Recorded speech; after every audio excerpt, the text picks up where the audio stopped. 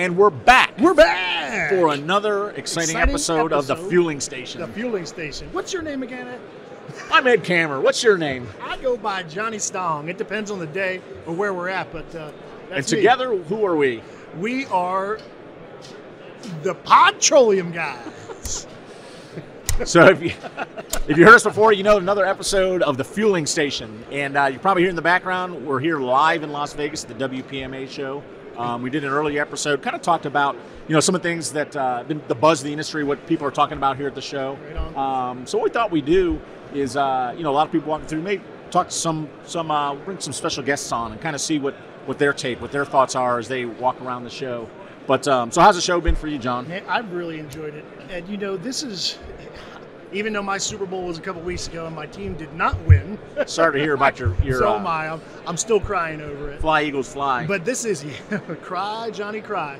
But this is my Super Bowl. All these trade shows, we get to see the people we talk to all year long. We get to see them face to face. They get to spend time with us. They get excited. We get to commiserate, and go through everything that we have to offer because, one of the things we do is we showcase well at these shows.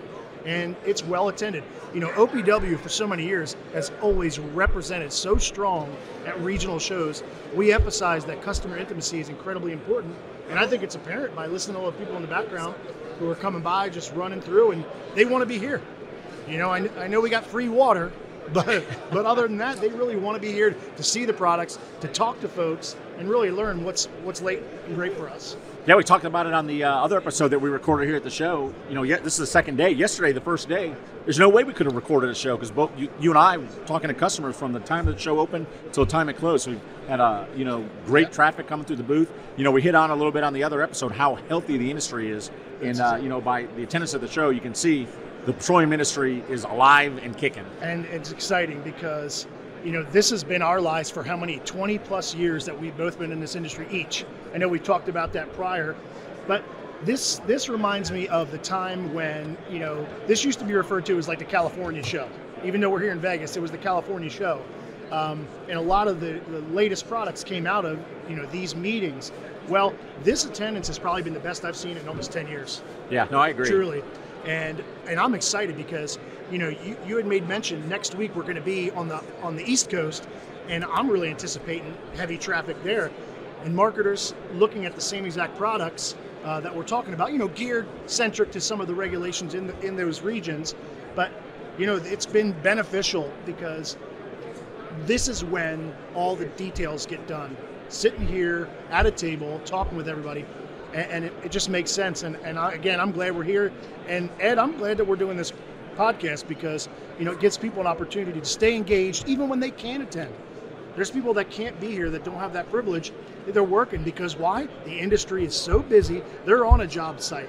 They're out there making things right for people. Ground ups, raising rebuilds, everything, all for the efficacy of the industry. So I'm really we started this thing a year ago. And I think we kicked out, 8 or 9 episodes last year, and we're going to keep it going this year. It's funny, I just, a couple of weeks ago, I ran into someone that said, hey, when are you going to have another episode of The Fueling Station? I missed the Podtroleum guys. And we're heading back out to Vegas, so we'll do it there, right? It's about, being in these shows, we get to talk to a bunch of different people. And actually our first guest on this episode is David Hardy. He's our district manager. He covers the great state of Texas. And we thought we'd talk to David, see what his customers are saying, what he's seeing, not only in Texas, but, here at the show. So, David, welcome to the Fueling Station. We're happy to have you, brother. Thank you. So good to be here. Man, I feel very honored to be a guest here. Well, you got a spot at the table, bro. That's right. It's a big deal, A place at the table. Well, you have a lot to offer, David, and your customers, I think, really, really trust you. And they look to you to offer them solutions. They look to you for information. They're looking to you for how can David, help me, and you've done an incredible job since you came on with OPW.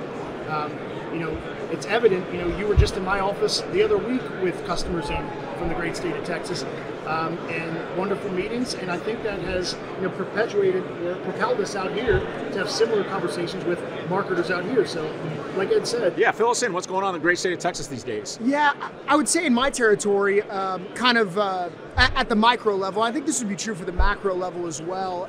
There's been a lot of momentum around flexible piping. Oh, micro and macro. We're yeah, not used to those big terms. That's good. Johnny and I, we're just petroleum guys. How do you spell that? I Glad did we go to brought public we school. brought a smart guy on.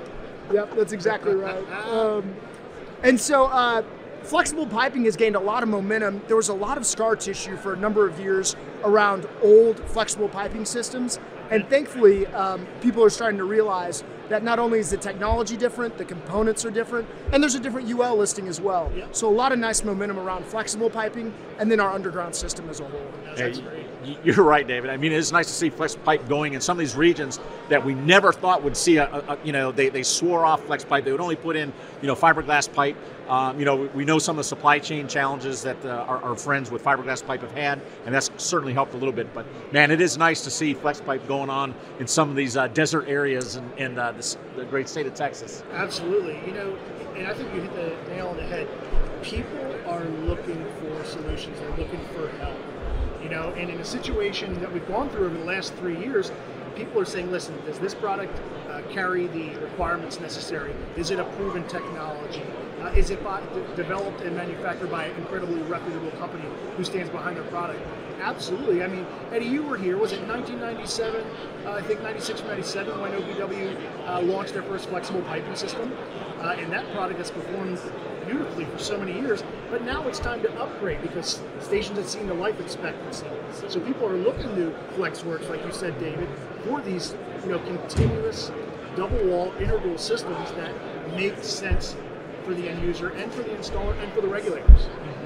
Yeah, that's exactly right. So a lot of nice momentum around our pipe and containment both. And then I would say the other big thing that we've noticed is that for really over the last 3 years, a lot of financial interest was around EMV upgrades at the dispenser level. So retailers were maybe not holding back, but budgeting appropriately for those things. Now that EMV has been pulled through for the most part, we're seeing the next line of investment being more in their underground systems as they look towards testing. Sure. Every 3 years, hydrostatic testing, spill containment, sumps, and everything else. So that's kind of the next wave that we see, which is exciting.